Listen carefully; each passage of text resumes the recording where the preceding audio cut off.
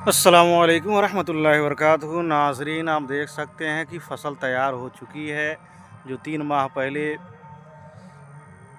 रोपनी के शक्ल में आपने देखा था कि इसकी रोपाई हो रही थी, वो अब फ़सल तैयार हो चुकी है। मेहनत व मशक्क़त के बाद, बारिश के रूठने और बरसने के बाद आखिरकार तमाम परेशानियों से जूझते हुए ये फ़सल तैयार हो चुकी है। लोग लगे हुए हैं फ़सल काटने के लिए।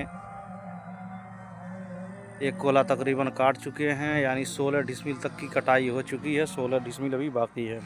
लोग लगे हुए हैं और ये फसल, चूँकि ये घर के पीछे का ये खेत है जहाँ पर साग सब्जी और तमाम चीज़ें लगती हैं, तो पहले इसलिए काटा भी जा रहा है ताकि गोभी का सीज़न आ रहा है, उसको भी लगाया जाए।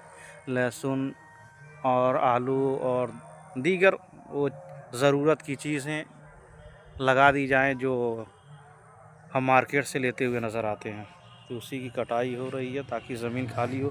अभी भी इसमें पानी है, हल्का हल्का कहीं ना कहीं पानी नज़र आ रहा, जिससे नमी अभी है। और कटने के बाद अभी एक आध हफ्ता के बाद ही ये इसकी नमी ख़त्म होगी, उसके बाद इसमें गोभी वगैरह लगाया जाएगा।